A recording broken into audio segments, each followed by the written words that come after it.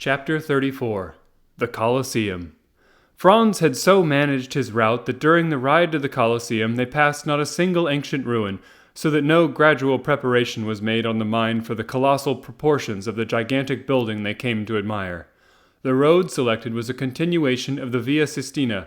Then, by cutting off the right angle of the street in which stands Santa Maria Maggiore, and proceeding by the Via Urbano and San Pietro in Vincoli, the travelers would find themselves directly opposite the Coliseum. This itinerary possessed another great advantage, that of leaving Franz at full liberty to indulge his deep reverie upon the subject of the story recounted by Signor Pastrini, in which his mysterious host of the Isle of Monte Cristo was so strangely mixed up.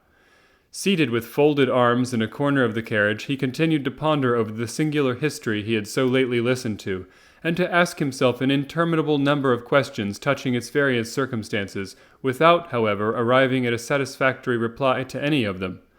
One fact more than the rest brought his friend Sinbad the sailor back to his recollection, and that was the mysterious sort of intimacy that seemed to exist between the brigands and sailors, and Pastrini's account of Vampa's having found refuge on board the vessels of smugglers and fishermen reminded Franz of the two Corsican bandits he had found supping so amicably with the crew of the little yacht which had even deviated from its course and touched at Porto Vecchio for the sole purpose of landing them.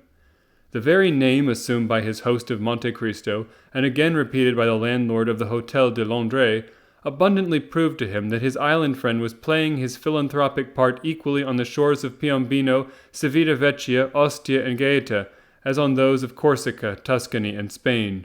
And further, Franz bethought him of having heard his singular entertainer speak both of Tunis and Palermo, proving thereby how largely his circle of acquaintances extended.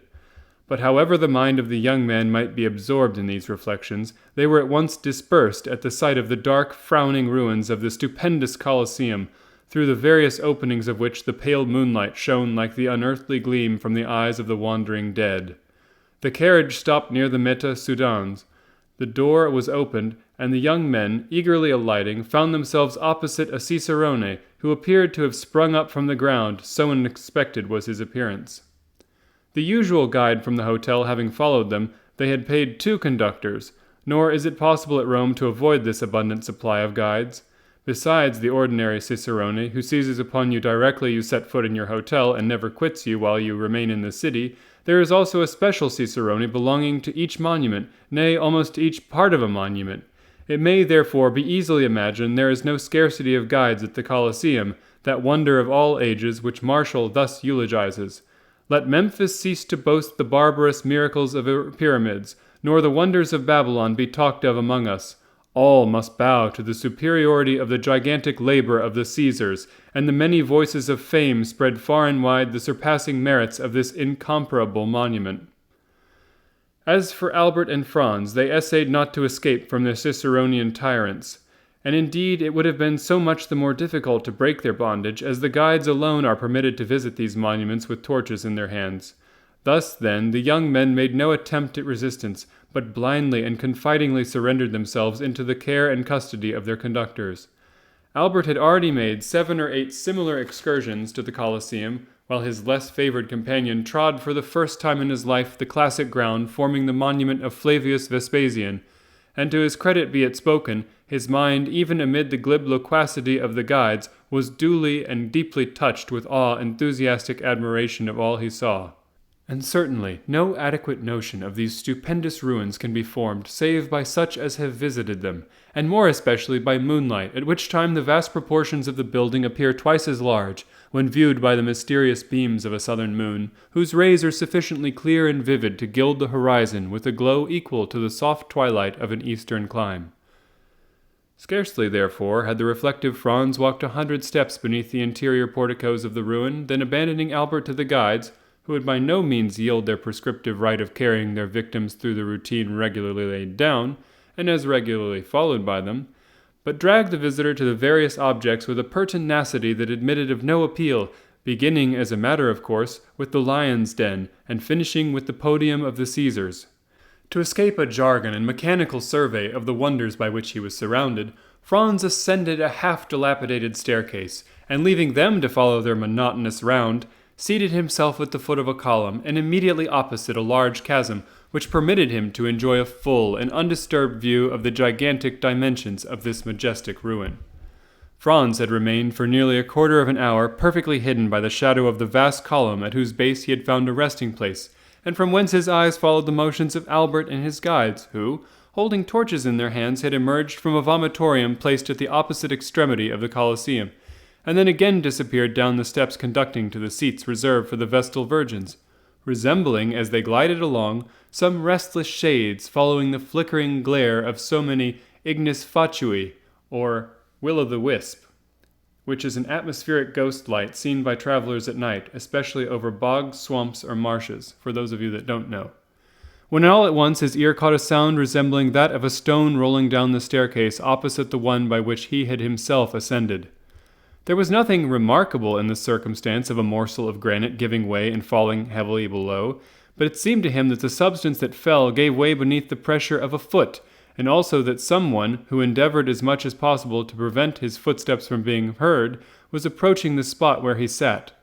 Conjecture soon became certainty, for the figure of a man was distinctly visible to Franz, gradually emerging from the staircase opposite, upon which the moon was at the moment pouring a full tide of silvery brightness.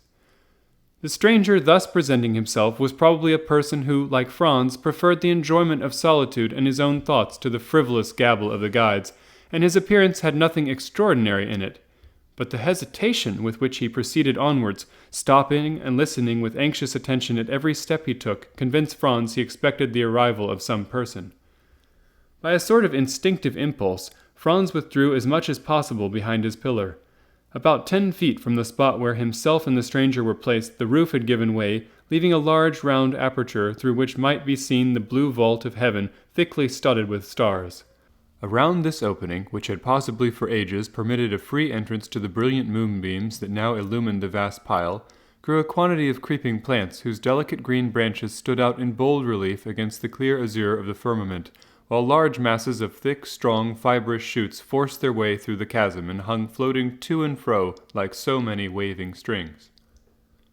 The person whose mysterious arrival had attracted the attention of Franz stood in a kind of half-light that rendered it impossible to distinguish his features, although his dress was easily made out.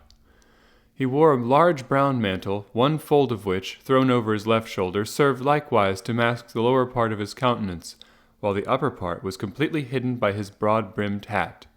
The lower part of his dress was more distinctly visible by the bright rays of the moon, which, entering through the broken ceiling, shed their refulgent beams on feet cased in elegantly made boots of polished leather, over which descended fashionably cut trousers of black cloth. From the imperfect means Franz had of judging, he could only come to one conclusion, that the individual whom he was thus watching certainly belonged to no inferior station of life. Some few minutes had elapsed, and the stranger began to show manifest signs of impatience, when a slight noise was heard outside the aperture in the roof, and almost immediately a dark shadow seemed to obstruct the flood of light that had entered from it, and the figure of a man was clearly seen gazing with eager scrutiny on the immense space beneath him. Then, as his eye caught sight of the individual in the mantle, he grasped a floating mass of thickly matted boughs, and glided down by their help to within 3 or 4 feet of the ground, and then leaped lightly on his feet. The man who had performed this daring act with so much indifference wore the costume of Trastevere, which is a characteristic part of Rome. "I beg your Excellency's pardon for keeping you waiting," said the man in the Roman dialect, "but I don't think I'm many minutes after my time. 10 o'clock has just struck by the clock of San John de Latran." "Say not a word about being late," replied the stranger in purest Tuscan. "'Tis I who am too soon, but even if you had caused me to wait a little while, I should have felt quite sure that the delay was not occasioned by any fault of yours." "Your Excellency is perfectly right in so thinking," said the man. "I came here direct from the Chateau Saint-Ange, and I had an immense deal of trouble before I could get to speak to Beppo." "And who is Beppo?" "Oh, Beppo is employed in the prison, and I give him so much a year to let me know what is going on within His Holiness's chateau." "Indeed, you are a provident person, I see." "Why, you see, no one knows what may happen. Perhaps some of these days I may be entrapped like poor Peppino, and may be very glad to have some little nibbling mouse to gnaw the meshes of my net, and so help me out of prison." "Briefly, what news did you glean?" "The 2 executions of considerable interest will take place the day after tomorrow at 2 o'clock, as is customary at Rome, at the commencement of all great festivals. One of the culprits will be Mazzolato. He is an atrocious villain who murdered the priest who brought him up and deserves not the smallest pity. The other sufferer is sentenced to be decapitato, and he, your Excellency, is poor Peppino. The fact is that you have inspired not only the pontifical government but also the neighboring states with such extreme fear that they are glad of an opportunity of making an example. But Peppino did not even belong to my band. He was merely a poor shepherd whose only crime consisted in furnishing us with provisions, which makes him your accomplice to all intents and purposes. But mark the distinction with which he is treated. Instead of being knocked on the head, as you would be if once they caught hold of you, he is simply sentenced to be guillotined, by which means, too, the amusements of the day are diversified, and there is a spectacle to please every spectator, without reckoning the wholly unexpected one I am preparing to surprise them with. My good friend, said the man in the cloak, excuse me for saying that you seem to me precisely in the mood to commit some wild or extravagant act. Perhaps I am, but one thing I have resolved on, and that is to stop at nothing to restore a poor devil to liberty, who has got into this scrape solely from having served me. I should hate and despise myself as a coward did I desert the brave fellow in his present extremity. And what do you mean to do? To surround the scaffold with 20 of my best men, who at a signal from me will rush forward directly. Peppino is brought for execution, and by the assistance of their stilettos, drive back the guard and carry off the prisoner. That seems to me as hazardous as uncertain, and convinces me my scheme is far better than yours. And what is your Excellency's project? Just this.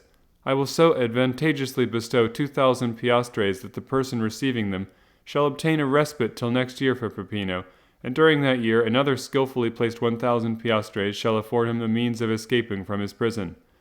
And do you feel sure of succeeding? Pardieu, exclaimed the man in the cloak, suddenly expressing himself in French. What did your Excellency say? Inquired the other. I said, my good fellow, that I would do more single-handed by the means of gold than you and all your troop could effect with stilettos, pistols, carbines, and blunderbusses included.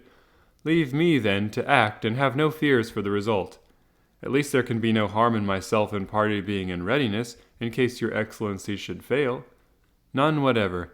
Take what precautions you please, if it is any satisfaction to you to do so, but rely upon my obtaining the reprieve I seek.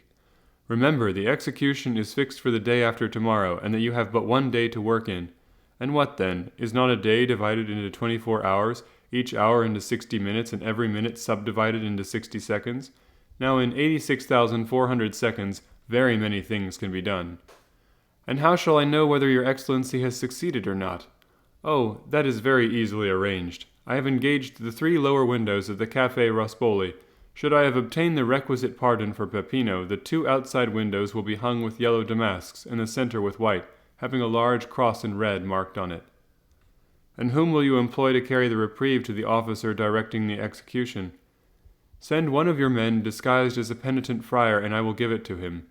His dress will procure him the means of approaching the scaffold itself, and he will deliver the official order to the officer, who in his turn will hand it to the executioner. In the meantime, it will be as well to acquaint Peppino with what we have determined on, if it be only to prevent his dying of fear or losing his senses, because in either case a very useless expense will have been incurred.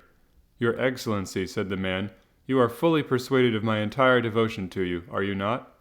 Nay, I flatter myself that there can be no doubt of it, replied the cavalier in the cloak.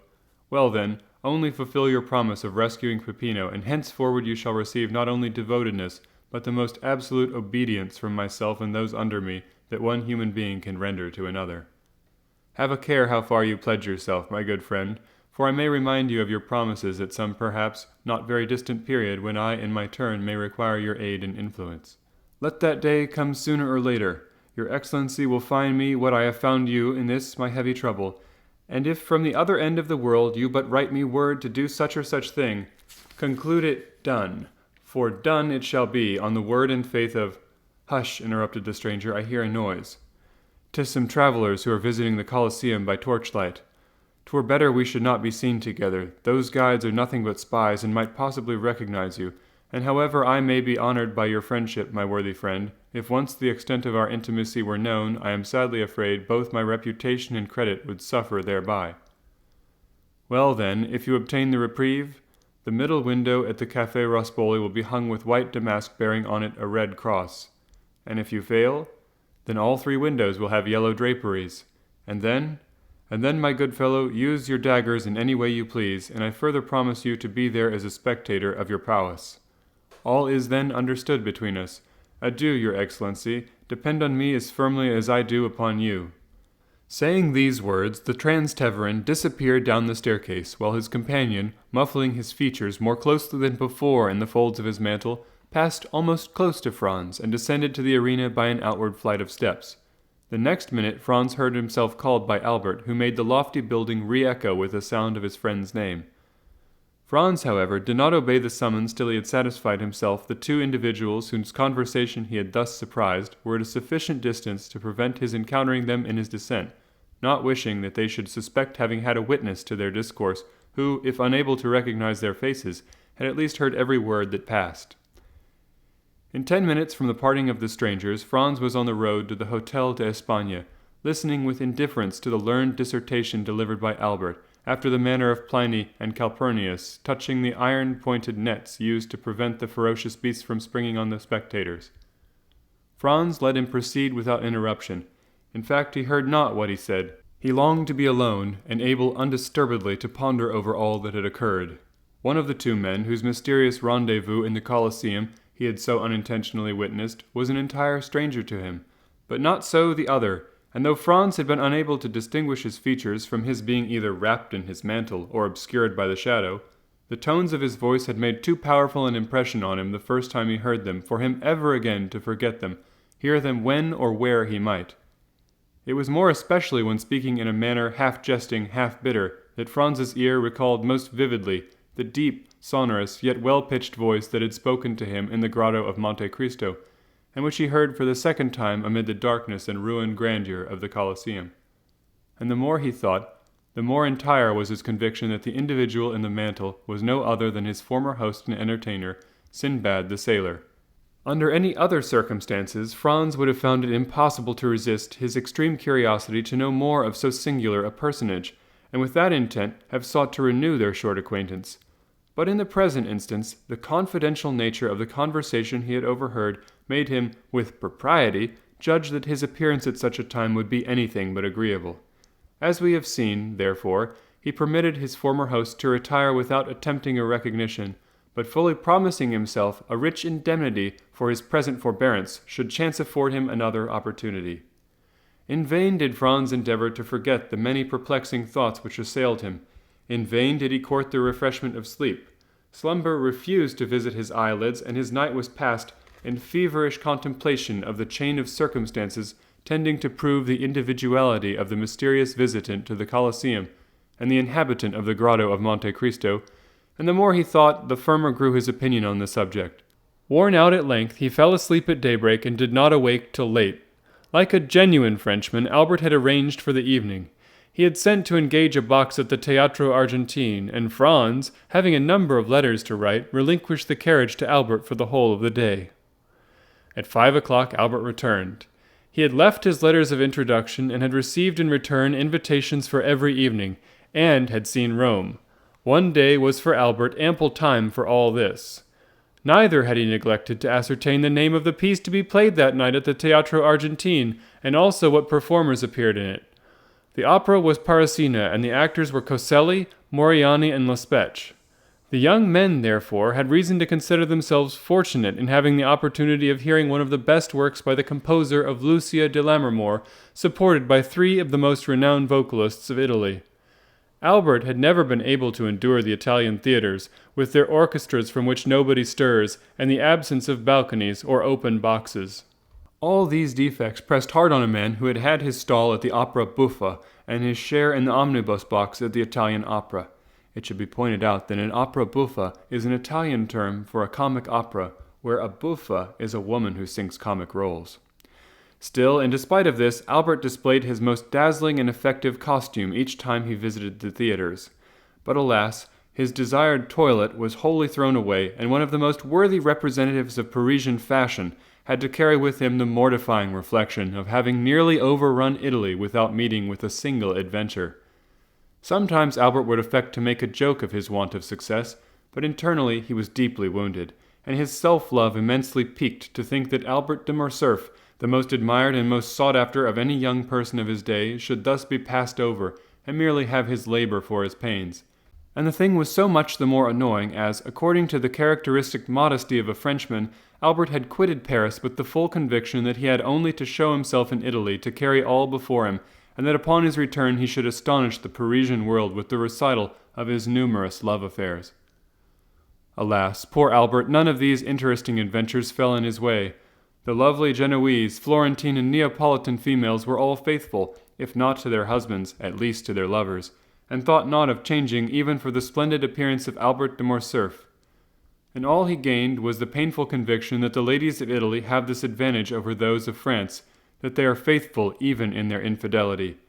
Yet he could not restrain a hope that in Italy, as elsewhere, there might be an exception to the general rule. Albert, besides being an elegant, well-looking young man, was possessed of considerable talent and ability. Moreover, he was a viscount, a recently created one certainly, but in the present day it is not necessary to go as far back as Noah in tracing a descent, and a genealogical tree is equally estimated whether dated from 1399 or merely 1815. But to crown all these advantages, Albert de Morcerf commanded an income of 50,000 livres, a more than sufficient sum to render him a personage of considerable importance in Paris.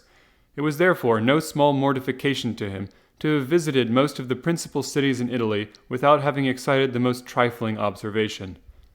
Albert, however, hoped to indemnify himself for all these slights and indifferences during the Carnival, knowing full well that amongst the different states and kingdoms in which this festivity is celebrated, Rome is the spot where even the wisest and gravest throw off all the usual rigidity of their lives and deign to mingle in the follies of this time of liberty and relaxation. The carnival was to commence on the morrow. Therefore, Albert had not an instant to lose in setting forth the programme of his hopes, expectations, and claims to notice. With this design, he had engaged a box in the most conspicuous part of the theatre, and exerted himself to set off his personal attractions by the aid of the most desirable and elaborate toilet. The box taken by Albert was in the first circle. Although each of the 3 tiers of boxes is deemed equally aristocratic, and is, for this reason, generally styled the nobility's boxes, and although the box engaged for the 2 friends was sufficiently capacious to contain at least a dozen persons, it had cost less than would be paid at some of the French theatres for one admitting merely 4 occupants. Another motive had influenced Albert's selection of his seat. Who knew but that thus advantageously placed he could not fail to attract the notice of some fair Roman, and an introduction might ensue that would procure him the offer of a seat in a carriage or a place in a princely balcony from which he might behold the gaieties of the carnival. These united considerations made Albert more lively and anxious to please than he had hitherto been. Totally disregarding the business of the stage, he had leaned from his box and began attentively scrutinizing the beauty of each pretty woman, aided by a powerful lorgnette. But alas, this attempt to attract similar notice wholly failed. Not even curiosity had been excited, and it was but too apparent that the lovely creatures into whose good graces he was desirous of stealing were all so much engrossed with themselves, their lovers, or their own thoughts that they had not so much as remarked him or with the pointing of his glass. The truth was that the anticipated pleasures of the carnival, with the Holy Week that was to succeed it, so filled every fair breast as to prevent the least attention being bestowed even on the business of the stage. The actors made their entries and exits unobserved or unthought of. At certain conventional moments, the spectators would suddenly cease their conversation, or rouse themselves from their musings to listen to some brilliant effort of Moriani's, a well-executed recitative by Coselli, or to join in loud applause at the wonderful powers of Laspech. But that momentary excitement over, they quickly relapsed into their former state of preoccupation or interesting conversation. Towards the close of the first act, the door of a box which had been hitherto vacant was opened. A lady entered to whom Franz had been introduced in Paris, where indeed he had imagined she still was. The quick eye of Albert caught the involuntary start with which his friend beheld the new arrival, and turning to him, he said hastily, "Do you know the female who has just entered the box?" "Yes. What do you think of her?" "Oh, she is perfectly lovely. What a complexion, and such magnificent hair. Is she French?" "No, a Venetian, and her name is Countess G." "Ah, I know her by name," exclaimed Albert. "She is said to possess as much wit and cleverness as beauty. I was to have been presented to her when I met her at Madame Villefort's ball." "Shall I assist you in repairing your negligence?" asked Franz. "My dear fellow, are you really on such good terms with her as to venture to take me to her box?" "Why, I have only had the honor of being in her society and conversing with her 3 or 4 times in my life, but you know that even such an acquaintance as that might warrant my doing what you ask." At this instant the Countess perceived Franz, and graciously waved her hand to him, to which he replied by a respectful inclination of the head. "Upon my word," said Albert, "you seem to be on excellent terms with the beautiful Countess." "You are mistaken in thinking so," returned Franz calmly, "but you merely fall into the same error which leads so many of our countrymen to commit the most egregious blunders. I mean that of judging the habits and customs of Italy and Spain by our Parisian notions. Believe me, nothing is more fallacious than to form any estimate of the degree of intimacy you may suppose existing among persons by the familiar terms they seem upon. There is a similarity of feeling at this instant between ourselves and the Countess, nothing more." "Is there indeed, my good fellow? Pray tell me it is sympathy of the heart?" "No, of taste," continued Franz gravely. "And in what matter has this congeniality of mind been evinced?" "By the Countess's visiting the Coliseum as we did last night, by moonlight and nearly alone." "You were with her, then?" "I was." "And what did you say to her?" "Oh, we talked mutually of the illustrious dead of whom that magnificent ruin is a glorious monument." "Upon my word," cried Albert, "you must have been a very entertaining companion alone, or all but alone, with a beautiful woman in such a place of sentiment as the Coliseum, and yet to find nothing better to talk about than the dead. All I can say is, if I should ever get such a chance, the living should be my theme, and you will probably find your theme ill chosen." "But," said Albert, breaking in upon his discourse, "never mind the past. Let us only remember the present. Are you not going to keep your promise of introducing me to the fair subject of our remarks?" "Certainly, directly the curtain falls on the stage. What a confounded time this first act is about! I believe, on my soul, that they never mean to finish it."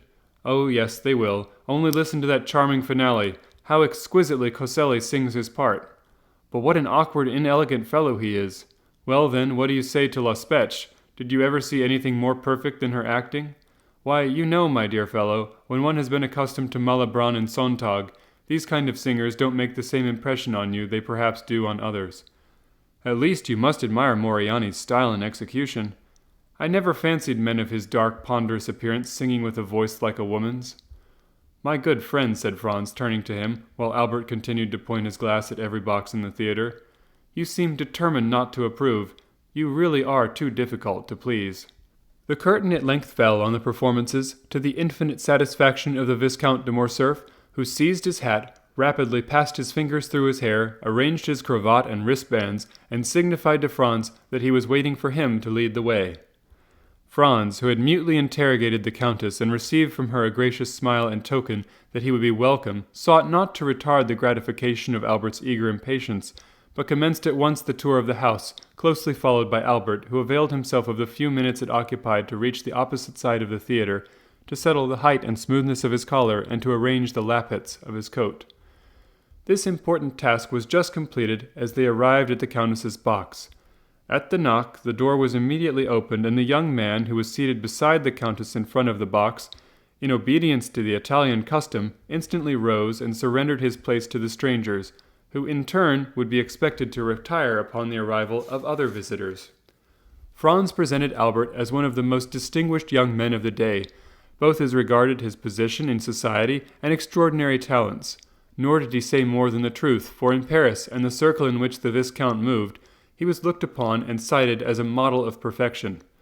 Franz added that his companion, deeply grieved at having been prevented the honor of being presented to the Countess during her sojourn in Paris, was most anxious to make up for it, and had requested him, Franz, to remedy the past misfortune by conducting him to her box, and concluded by asking pardon for his presumption in having taken upon himself to do so.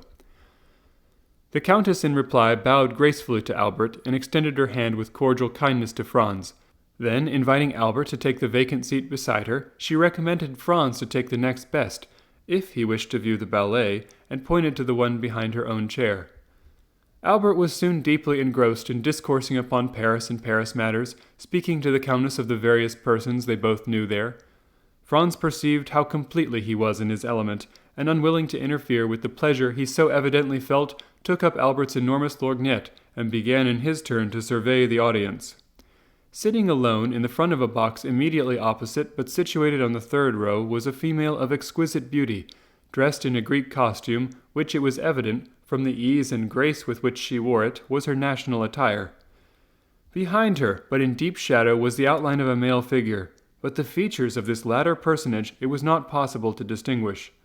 Franz could not forbear breaking in upon the apparently interesting conversation passing between the Countess and Albert, to inquire of the former if she knew who was the fair Albanaise opposite, since beauty such as hers was well worthy of being remarked by either sex. "All I can tell you about her," replied the Countess, "is that she has been at Rome since the beginning of the season, for I saw her where she now sits the very first night of the theatre's opening, and since then she has never missed a performance, sometimes accompanied by the individual who is with her, and at others merely attended by a black servant." "And what do you think of her personal appearance?"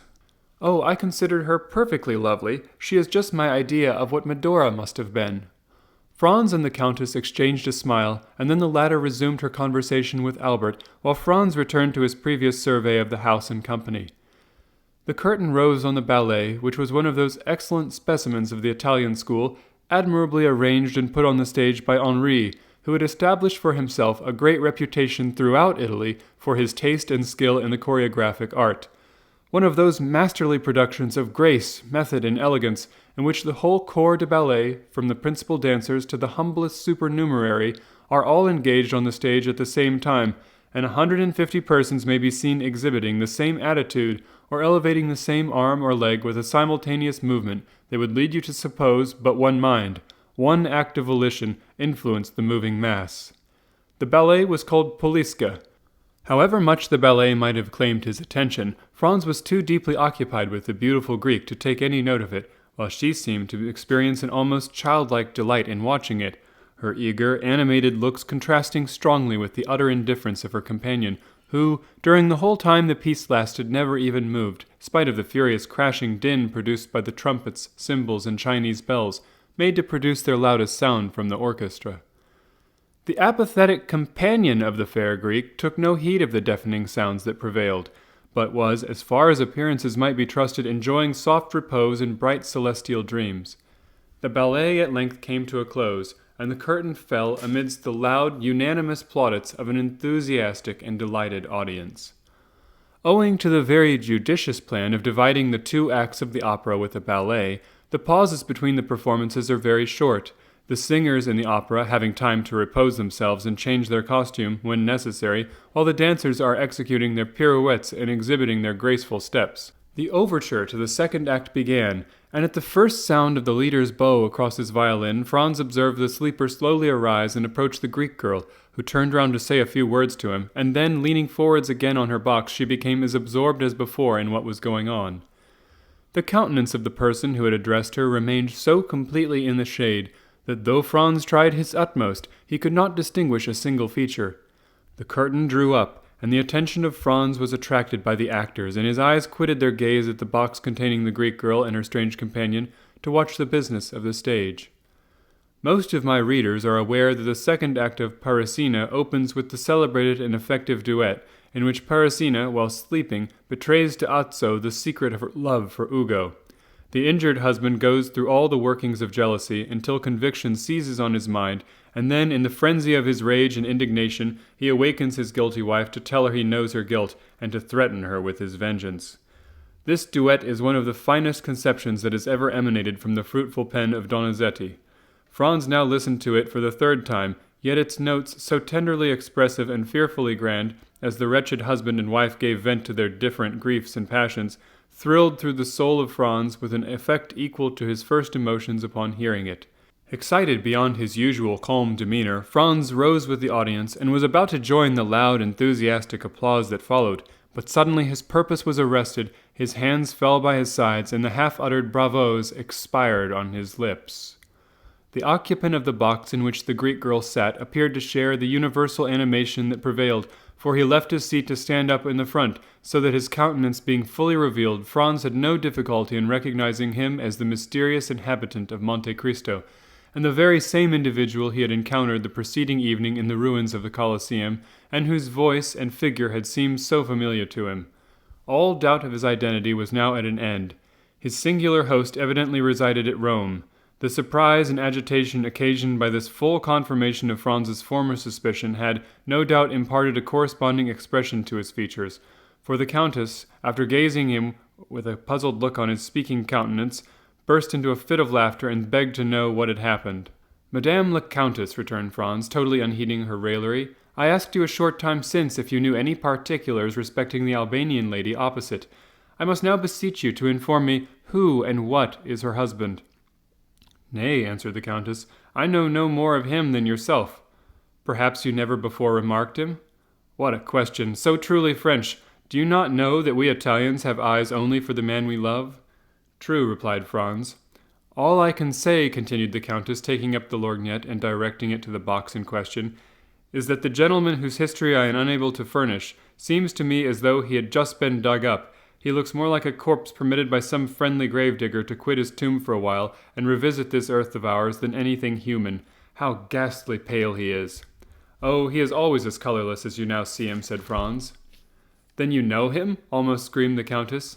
"Oh, pray do, for heaven's sake, tell us about... Is he a vampire or a resuscitated corpse, or what?" "I fancy I have seen him before, and I even think he recognizes me." "And I can well understand," said the Countess, shrugging up her beautiful shoulders as though an involuntary shudder passed through her veins, "that those who have once seen that man will never be likely to forget him." The sensation experienced by Franz was evidently not peculiar to himself. Another, and wholly uninterested person felt the same unaccountable awe and misgiving. "Well," inquired Franz, after the Countess had a second time directed her lorgnette at the box of their mysterious vis-à-vis, "what do you think of our opposite neighbor?" "Why, that he is no other than Lord Ruthven himself in a living form." This fresh allusion to Byron drew a smile to Franz's countenance, although he could not but allow that if anything was likely to induce belief in the existence of vampires, it would be the presence of such a man as the mysterious personage before him. "I must positively find out who and what he is," said Franz, rising from his seat. "No, no," cried the Countess, "you must not leave me. I depend upon you to escort me home. Oh, indeed, I cannot permit you to go." "Is it possible," whispered Franz, "that you entertain any fear?" "I'll tell you," answered the Countess. "Byron had the most perfect belief in the existence of vampires, and even assured me he had seen some. The description he gave me perfectly corresponds with the features and character of the man before us.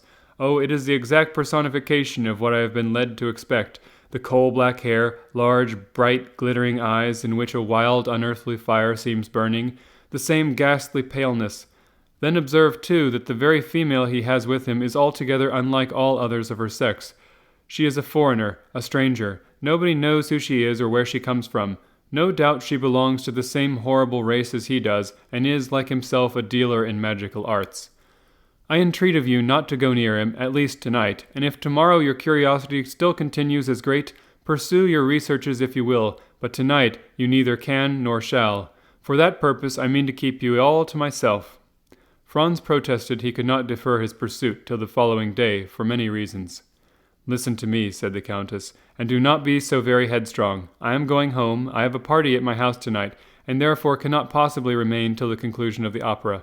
Now I cannot for one instant believe you so devoid of gallantry as to refuse a lady your escort when she even condescends to ask you for it." There was nothing else left for Franz to do but to take up his hat, open the door of the box, and offer the Countess his arm. It was quite evident by the Countess's manner that her uneasiness was not feigned, and Franz himself could not resist a species of superstitious dread, so much the stronger in him as it arose from a variety of corroborating recollections, while the terror of the Countess sprang from an instinctive feeling originally created in her mind by the wild tales she had listened to till she believed them truths. Franz could even feel her arm tremble as he assisted her into the carriage. Upon arriving at her hotel, Franz perceived that she had deceived him when she spoke of expecting company. On the contrary, her own return before the appointed hour seemed greatly to astonish the domestics. "Excuse my little subterfuge," said the Countess, in reply to her companion's half-reproachful observation on the subject. "But that horrid man had made me feel quite uncomfortable, and I longed to be alone that I might compose my startled mind." Franz essayed to smile. Nay, said she, smile not, it ill accords with the expression of your countenance, and I am sure it springs not from your heart. However, promise me one thing. What is it? Promise me, I say. I will do anything you desire, except relinquish my determination of finding out who this man is. I have more reason than you can imagine for desiring to know who he is, from whence he came, and whither he is going.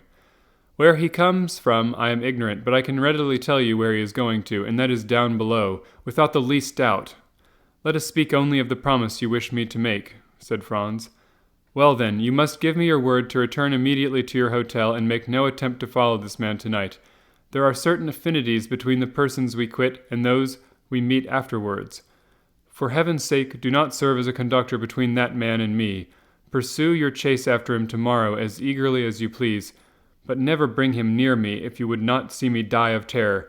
And now, good night. Retire to your apartments and try to sleep away all recollections of this evening.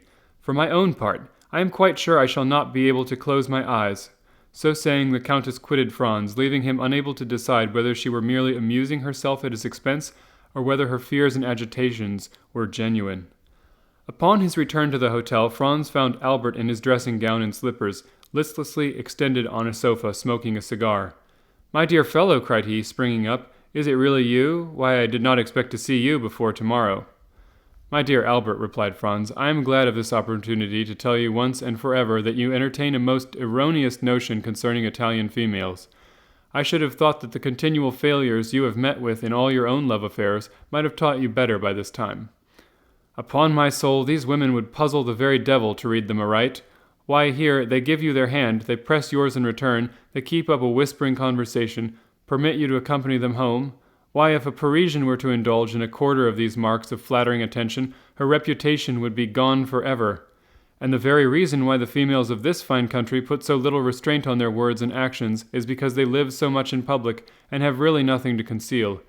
Besides, you must have perceived that the Countess was really alarmed." "At what?" "At the sight of that respectable gentleman sitting opposite to us in the same box as the lovely Greek girl. Now, for my part, I met them in the lobby after the conclusion of the piece, and hang me if I can guess where you took your notions of the other world from. I can assure you that this hobgoblin of yours is a deuced fine-looking fellow, admirably dressed. Indeed, I feel quite sure, from the cut of his clothes, they are made by a first-rate Paris tailor, probably Blin or Humann. He was rather too pale, certainly, but then, you know, paleness is always looked upon as a strong proof of aristocratic descent and distinguished breeding." Franz smiled, for he well remembered that Albert particularly prided himself on the entire absence of color in his own complexion. "Well, that tends to confirm my own ideas," said Franz, that the Countess's suspicions were destitute alike of sense and reason. "Did he speak in your hearing, and did you catch any of his words?" "I did, but they were uttered in the Romaic dialect. I knew that from the mixture of Greek words. I don't know whether I ever told you that when I was at college I was rather strong in Greek. He spoke the Romaic language, did he? I think so." "That settles it," murmured Franz. "'Tis he, past all doubt." "What do you mean?" Nothing. But tell me, what were you thinking about when I came in?" "Oh, I was arranging a little surprise for you." "Indeed? Of what nature? Why, you know it is quite impossible to procure a carriage." "Certainly, and I also know that we have done all that human means afforded to endeavor to get one. Now, then, in this difficulty a bright idea has flashed across my brain." Franz looked at Albert as though he had not much confidence in the suggestions of his imagination. "I tell you what, Monsieur Franz," cried Albert, "you deserve to be called out for such a misgiving and incredulous glance as that you were pleased to bestow on me just now. And I promise to give you the satisfaction of a gentleman if your scheme turns out as ingenious as you assert. Well then, hearken to me." "I listen." "You agree, do you not, that obtaining a carriage is out of the question?" "I do." "Neither can we procure horses." "True, we have offered any sums, but have failed." "Well now, what do you say to a cart? I dare say such a thing might be had." "Very possibly. And a pair of oxen?" "As easily found as the cart." "Then you see, my good fellow, with a cart and a couple of oxen our business can be managed. The cart must be tastefully ornamented, and if you and I dress ourselves as Neapolitan reapers, we may get up a striking tableau after the manner of that splendid picture of Leopold Robert. It would add greatly to the effect if the Countess would join us in the costume of a peasant from Puzzoli or Sorrento.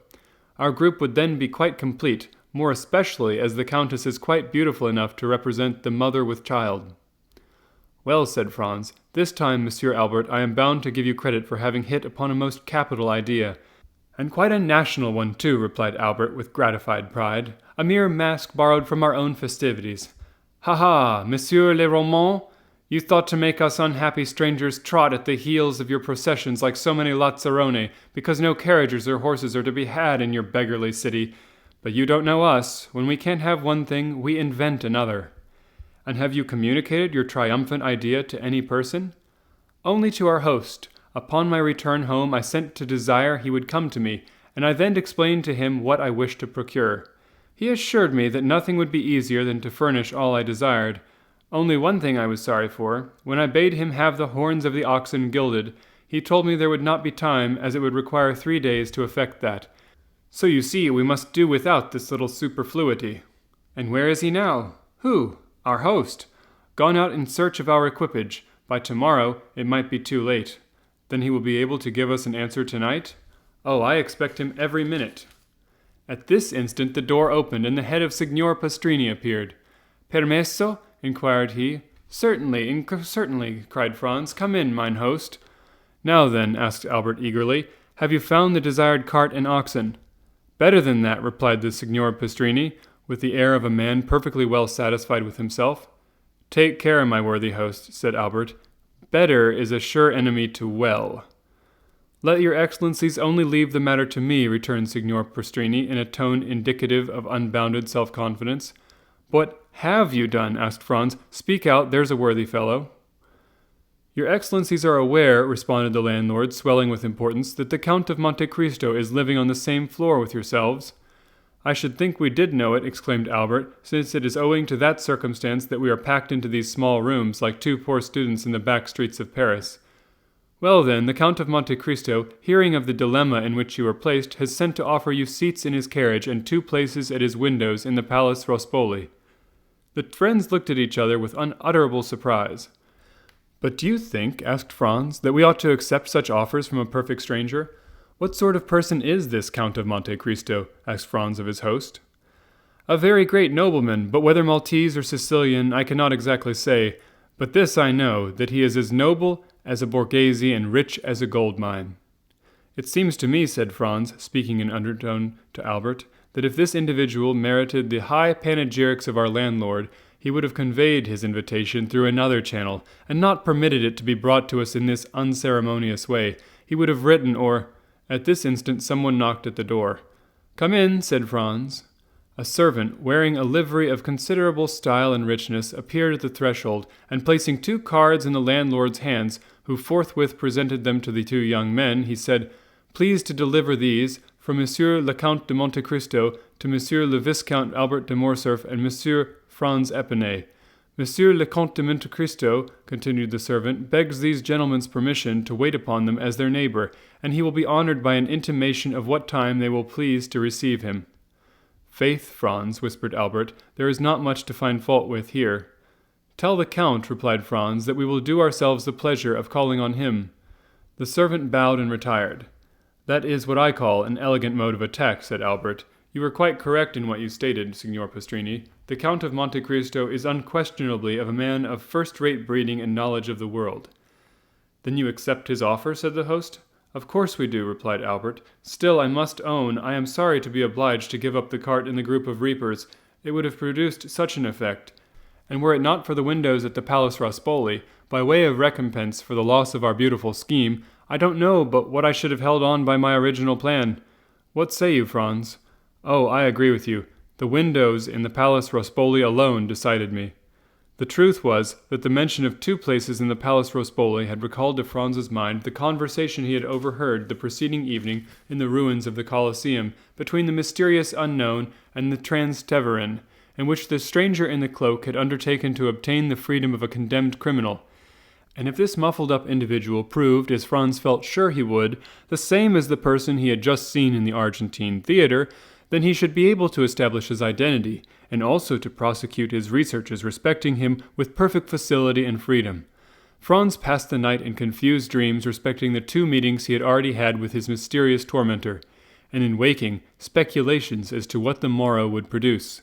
The next day must clear up every doubt, and unless his near neighbor and would-be friend, the Count of Monte Cristo, possessed the ring of Gyges, and by its power were able to render himself invisible, it was very certain he would not escape this time.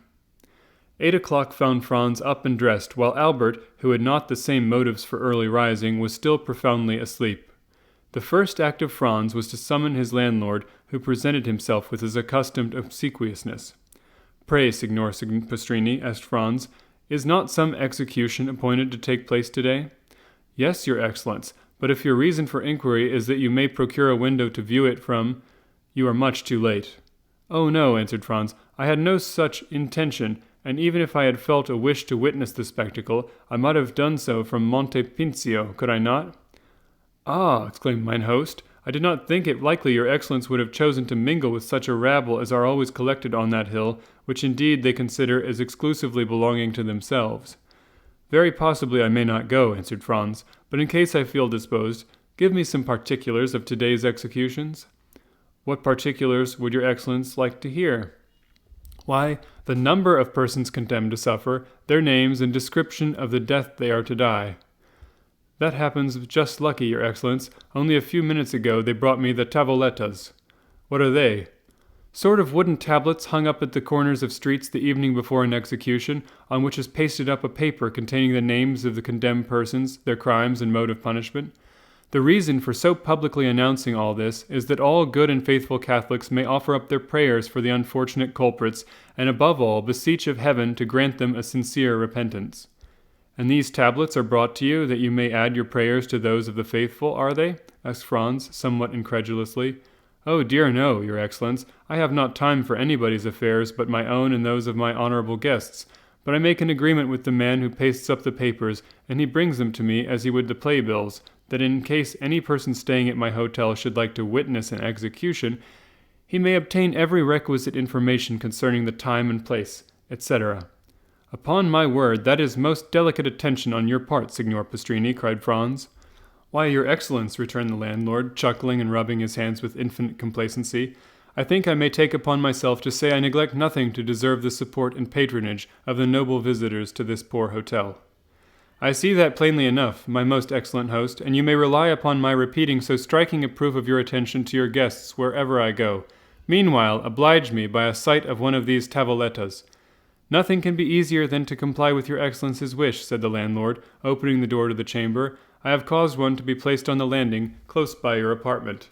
Then, taking the tablet from the wall, he handed it to Franz, who read as follows. "The public is informed that on Wednesday, February 23rd, being the first day of the Carnival, 2 executions will take place in the Place del Popolo, by order of the Tribunal della Rota, of 2 individuals named Andrea Rondola and Peppino, otherwise called Rocca Priori. The former found guilty of the murder of a venerable and exemplary priest named Don Caesar Torlini, canon of the Church of Saint-Jean de Latran, and the latter convicted of being an accomplice of the atrocious and sanguinary bandit Luigi Vampa and his troop. The first named malefactor will be Mazzolato, the second culprit Decapitato. The prayers of all good Christians are entreated for these unfortunate men, that it may please God to awaken them to a sense of their guilt and to grant them a hearty and sincere repentance for their crimes." This was precisely what Franz had heard the evening before in the ruins of the Coliseum. No part of the program differed. The names of the condemned persons, their crimes and mode of punishment, all agreed with his previous information. In all probability, therefore, the Transteverin was no other than the bandit Luigi Vampa himself, and the man shrouded in the mantle the same he had known as Sinbad the Sailor, but who, no doubt, was still pursuing his philanthropic expedition in Rome, as he had already done at Porto Vecchio and Tunis. Time was getting on, however, and Franz deemed it advisable to awaken Albert, but at the moment he prepared to proceed to his chamber, his friend entered the saloon in perfect costume for the day. The anticipated delights of the Carnival had so run in his head as to make him leave his pillow long before his usual hour. "Now, my excellent Signor Pastrini," said Franz, addressing his landlord, "since we are both ready, do you think we may proceed at once to visit the Count of Monte Cristo?" "Most assuredly," replied he. "The Count of Monte Cristo is always an early riser, and I can answer for his having already been up these 2 hours." "Then you really consider we shall not be intruding if we pay our respects to him directly?" "Oh, I am quite sure. I will take all the blame on myself if you find I have led you into an error." "Well then, if it be so, are you ready, Albert?" "Perfectly. Let us go and return our best thanks for his courtesy. Yes, let us do so. The landlord preceded the friends across the landing, which was all that separated them from the apartments of the Count, rang at a bell, and upon the door being opened by a servant, said, "I signori Francesi?" The French gentleman. The domestic bowed respectfully and invited them to enter. They passed through 2 rooms, furnished with a style and luxury they had not calculated on finding under the roof of Signor Pastrini, and were shown into an elegantly fitted-up saloon. The richest Turkey carpets covered the floor, and the softest and most inviting couches, bergères, and sofas offered their high-piled and yielding cushions to such as desired repose or refreshment. Splendid paintings by the first masters were ranged against the walls, intermingled with magnificent trophies of war, while heavy curtains of costly tapestry were suspended before the different doors of the room. "If your excellencies will please to be seated," said the man, "I will let Monsieur le Comte know you are here." And with these words he disappeared behind one of the tapestried portières. As the door opened, the sound of a guzla reached the ears of the young men, but was almost immediately lost, for the rapid closing of the door merely allowed one rich swell of harmony to enter the saloon. Franz and Albert looked inquiringly at each other, then at the gorgeous fittings-up of the apartment. All seemed even more splendid at a second view than it had done at their first rapid survey. "Well," said Franz to his friend, "what think you of all this?"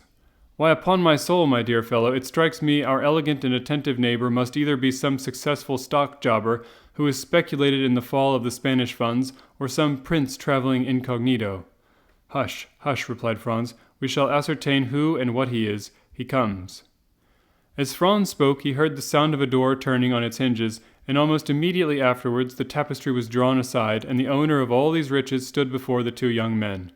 Albert instantly rose to meet him, but Franz remained in a manner spellbound on his chair, for in the person of him who had just entered, he recognized not only the mysterious visitant to the Coliseum and the occupant of the box at the Salle Argentino, but also his singular host of Monte Cristo.